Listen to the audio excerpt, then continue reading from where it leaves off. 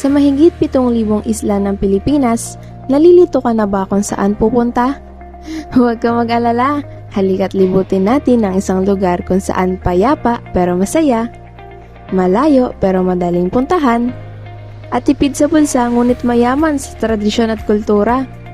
Dito lang yan sa probinsya ng Real, Quezon.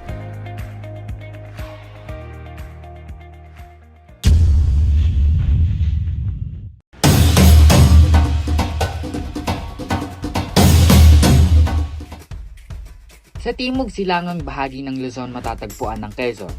Mula sa Kalakhang, Maynila, ang biyahe karaniwang tumatagal ng 4 hanggang 6 na oras at madadaanan ng iilang bahagi ng Rizal at Laguna.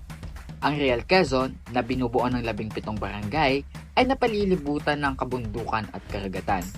Sa ganitong uri ng kapaligiran, mawawari natin kung paano namumuhay ang mga lokal. Gano'n na po kayo katagal na naninirahan po dito sa 50 Quezon? years. So, tatanong ko lang po kung ano po yung pamumuhay dito, yung kultura po dito sa Ang Quezon. kultura natin dito sa Quezon is maganda, Nini, kasi alam mo, kakaiba dito kasi siyempre, fresh air. Iba ang buhay ng probinsya. Kahit anong gawin pa. Kita ninyo ang mga taga Maynila pumupunta pa rito ng sadya sa probinsya pag alam nila doon kasi iba talaga. Lalo na at malapit sa dagat. Kasi yung galing sa dagat, yung hangin na yun at yung langhap mo ay may gamot pati yun. Kaya kakaiba. Kahit saan pa kayo magpunta. Sadyain talaga nila iyan. Pero dito, doon sa Batangas, kakaiba talaga dito. Sa Batangas kasi parang ano na rin eh. Parang ika nga nila kung sa mga taong bundok yung tinatawag nilang yung mga dumagat dito, hani. Civilized parang ganun ba? Yung sa huling tanong po, sa tingin niyo po ba parang malaking bagay na malayo po itong Quezon sa syudad? Oo ni. Malaking ikinaganda. Dahil ang syudad nga, yung sinabi ko nga sa inyo na gano'n na nga, maganda sa syudad. Iba naman yung ano nila doon. Iba ang kanilang, yung anong tawag nito, environment. Iba naman ang environment natin dito sa probinsya kasi yung ang ano natin dito ika nga, yung ano daw, dahil maraming puno, ay doon ay wala naman pulos bahay. Bahay, usok. Ganun. Kaya, ganun, malaking diferensya talaga. Ibang environment natin dito sa probinsya. Ngayong alam na natin ng payak ngunit saganang pamumuhay sa Quezon, atin namang alamin ang kanilang pinagkukunan ng hanap buhay at hindi na nakapagtataka kung ito ay may kinalaman sa punong nagkalat sa Quezon, ang niyog. Ayun po, since dito po kasi sa Quezon, 'di ba yung una po talagang pumapasok na tanim sa isip ng mga tao pag sinabing Quezon is yung ano po talaga niyog.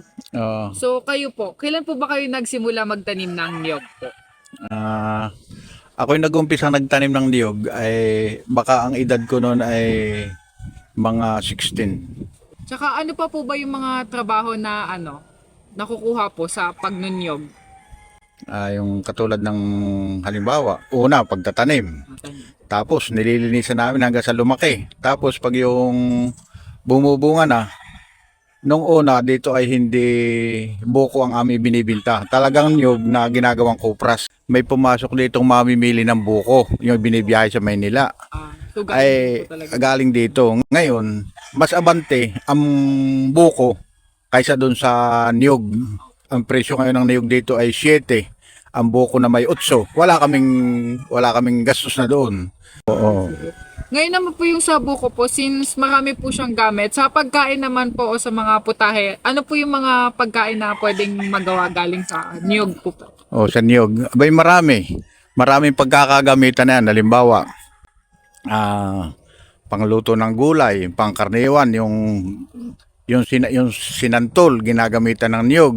Yung mga medyo mura-murain pa na niyog, pwede mong ilahok din sa mga katulad ng hipon, tatanda rin yun, mas lalong mas masarap yun. Ngayon naman po, like, since yun nga po, kilala po yung Quezon dahil nga sa nyog, ano po yung, gaano po kahalaga yung nyog sa kultura po o mga trabaho niya dito sa Quezon po?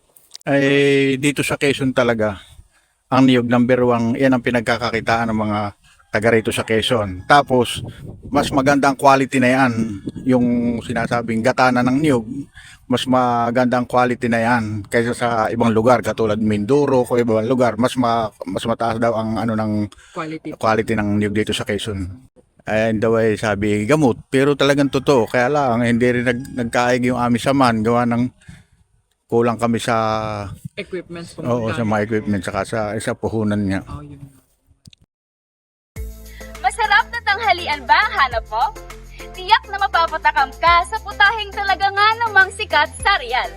Ang tinuto o kilala sa tawag na laing. Ito ay gawa sa mga sangkap na makikita lamang sa bakuran ng ating bahay katulad ng dahon ng gabi at ang pangunahing sangkap, ang gata ng niyog. Ito ay inihahanda sa loob ng 60 minuto. Papakuluan lamang ang 2 pangunahing sangkap at pwede ring haluan ng isda pampadagdag lasa. At syempre, hindi mawawala sa ulam na ito ang sili. At pagkalipas nga ng ilang minuto ay gawa na ang ating napakasarap na ulam na bagay sa mainit-init na kanin. Tara, kain tayo! Nakakapagod at nakakagutom na biyahe? Walang-wala yan pag nakita mo na ang berdeng kapaligiran at asul na dagat ng Real Quezon.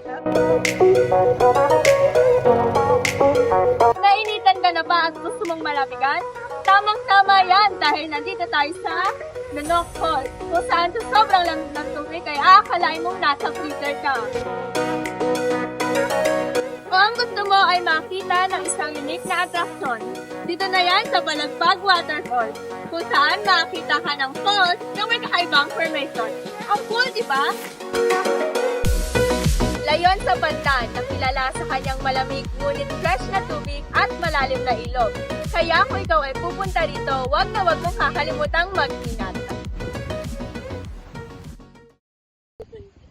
Sabi nga nila, lagi mong puliin ang kompletos Ricardos. Pero bakit ka pa pipili kung lahat ng hanap mo ay nandito?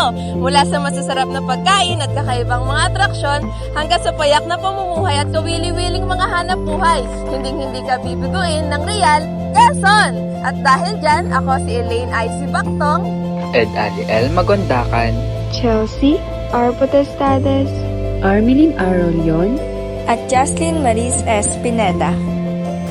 Salamat sa pagsama sa aming muting paglalakbay sa hiwagang pinagmamalaki ng Real Quezon.